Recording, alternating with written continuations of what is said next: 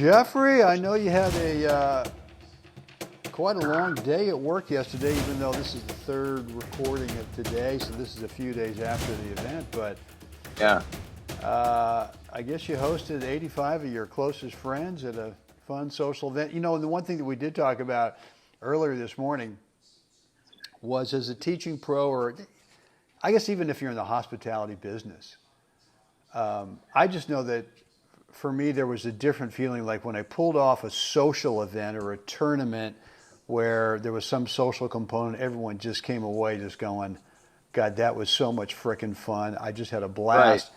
As opposed to when someone during a lesson, private lesson, and you're working and you're teaching your ass off and you're just clicking on everything, and the student and you guys are like totally locked in, and they leave the thing and they're just on cloud nine, and you're thinking, probably didn't charge them enough for that one.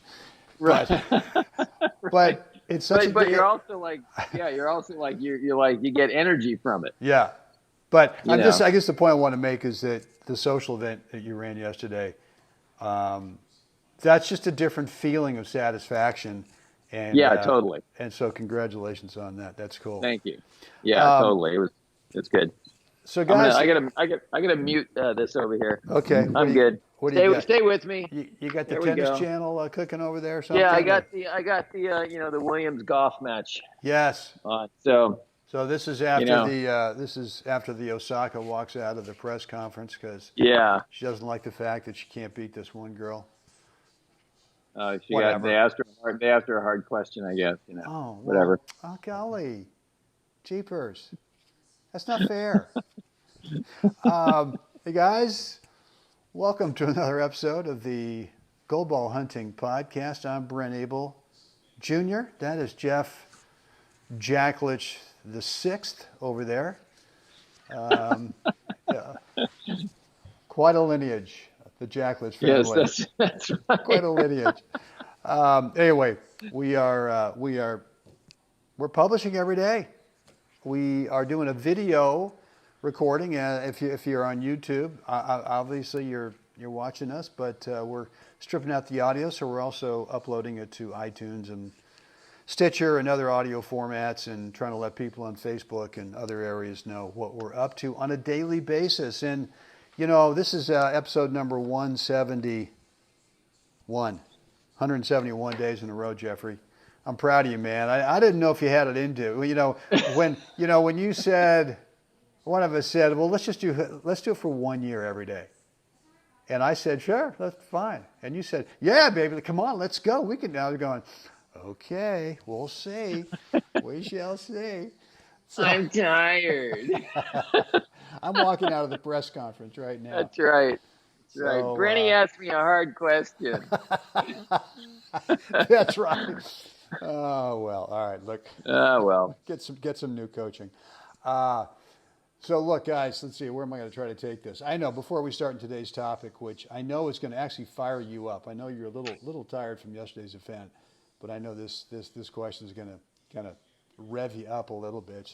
All right. Anyway, before we get started, guys, we got a couple things that we want to offer you. It won't cost you a dime to do them. But you got to get on our email list, which that's kind of painless. Just go over to goldballhunting.com, put in the first name and email address, click the button, and you'll get access to two very cool things. Number one, a private video that Jeff, you and I recorded back in January about how to help you build confidence so that you reduce your skill level range. One day you're great, and one day, the next day, you're not great. And we want to make sure that we get that consistency of playing at the top of your current skill level range day in and day out. And that's when you build confidence, and you can start to nibble at the next next skill level up there. But the other thing too is, if you want to do it, we've got a free 10-minute coaching call. Just the three of us, you, me, and Jeff. We get in the phone, a little conference call, and we chat about that number one thing in your game right now that is not happening the way you would like it to happen. So, guys, goldballhunting.com, first name, email, and you'll get access to our online calendar scheduler, where you can pick a date and time that works best for you.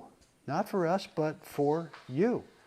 So, I know I know the word tip and quick fix and just give me a little golden nugget, give me a little gem. What's the thing that's going to just totally change my game? And I'm not sure if I guess I'm directing this more at the so-called experts out there who are claiming that with this hypey BS, they're hyping this thing that they can do this for you and they can take you to the next level and they can do this and all this kind of crap. And with a quick fix, with a tip. And when I was thinking about that the other day, I was thinking, how dare these guys make this claim, which to me is like just a slap in the face for the guys and the gals who are working their asses off out there on their game, and as if, well, gee, you're an idiot for working hard on your game because I've got a quick tip. You've been wasting all your time. Right. And I'm thinking, wait a minute. That's not right. So to me, it's kind of like a how dare you. How dare you have whatever. Right. So does that whole thing kind of resonate with you in terms of, it's a little insulting, I think, to the guys and the gals who are putting in the time. Yeah. And look, let's be honest, it's a small percentage of players out there. It's a small percentage of senior players out there who are putting in the time. And I just think it's an insult to them to say that, well, man, I got a little quick tip for you. Yeah. Wow. Where do I start? I know. What time is it here? Because I could use a cocktail on this one. You know, this could take a while. It's only 1:17 on a Monday. Yeah. I got to be good.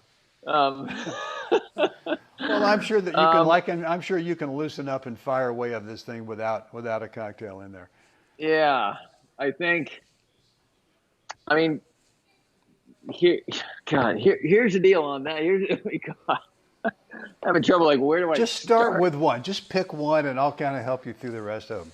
So here's an aspect of it. Like, you know, there's books and books and books on great drills, right? Drills for tennis to improve certain things, certain aspects from your mental routine, you know, your rituals to ground stroke approach volley, all the different things you get in a clinic, right? That are active and you're moving and they kind of promote certain things and all that stuff. And I think all those they're great and there's a place for them. But many times though, when I get, you know, when I see some of the stuff in that vein, and we'll circle back to what you're specifically talking about here. But it's all part of the same package where they're promoting this, you know, never have a dull clinic again. You know, do this here. Here's a month's worth of clinic plans for you. So no one's ever bored, and all the other hypey words we can all think of. And I've always looked at that and said, okay, so basically what you want me to do is run a circus for 2 hours and send everybody on their way. I kind of look at that and go, I understand the one aspect of it. That, yeah, okay, we need to be moving, active, blah, blah, blah, and all that. But I look at it this way. It's like you're coming here and everybody is kind of voluntarily verbalizing, yeah, we want to get better, Jeff. Okay.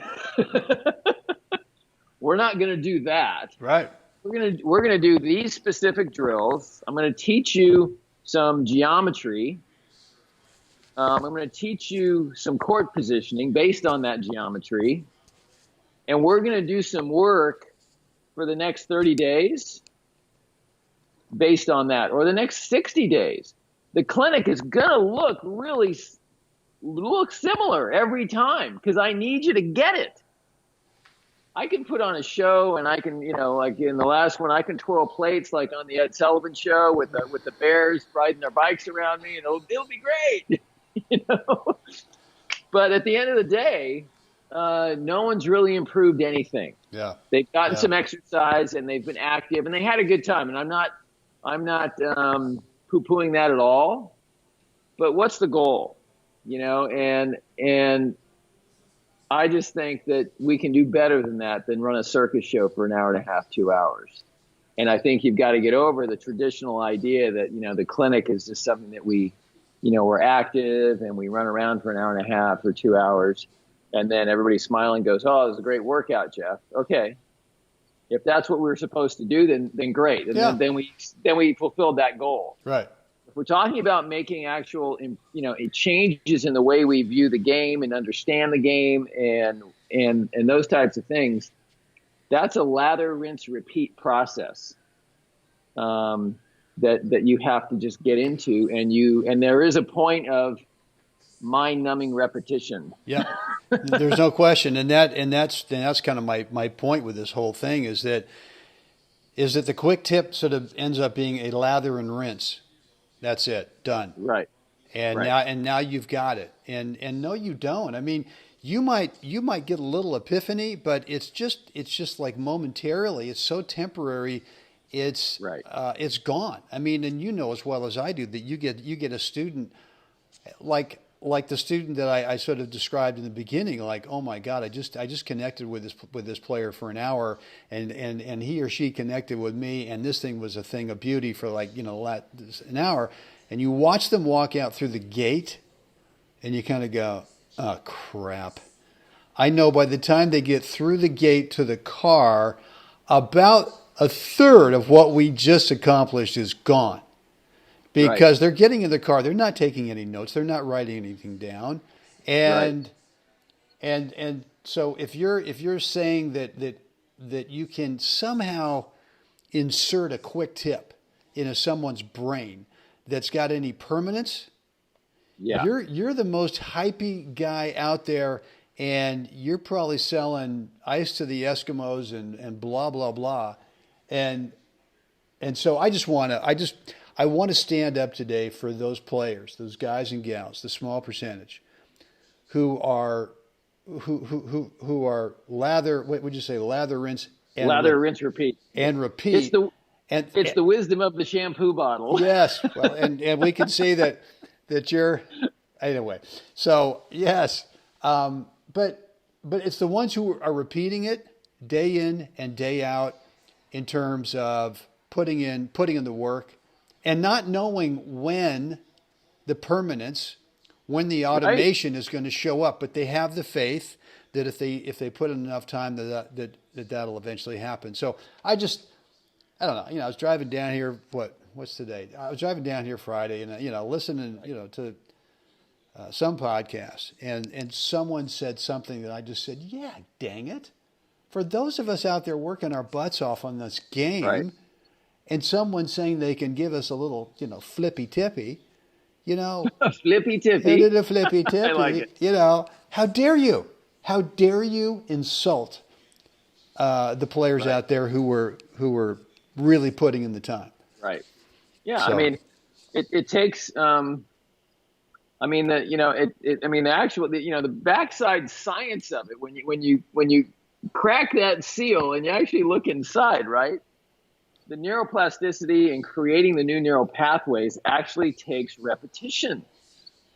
Sorry, scientific fact. Yeah. It's not one and done. Yeah. You can immediately start to change it in one. That's scientifically proven. Yeah. Right? In an hour, you can actually start to build that new pathway. But guess what? You got to come back to it. Get it to tether. Get it to actually grow. As well, while that's happening, the old thought is actually melting away, to put it in very layman's terms there, right? So I think, you're absolutely right. This idea that, you can here are the 42 answers you've been wanting, how to solve beating a pusher or whatever it might be, is kind of silly almost. Yeah, it's. I mean, to me, look. But it's not. I'm not saying that you have to unload on a student with the biggest, incredible thing of all time. What I am saying is, if you're going to tell me, look, Brent, you need to do this one thing, just this one thing, and right now it doesn't seem like it's very big. So you could consider it a tip, but it's small enough that and then I would encourage you is that here's the information, and now what are you doing for the next 6 months?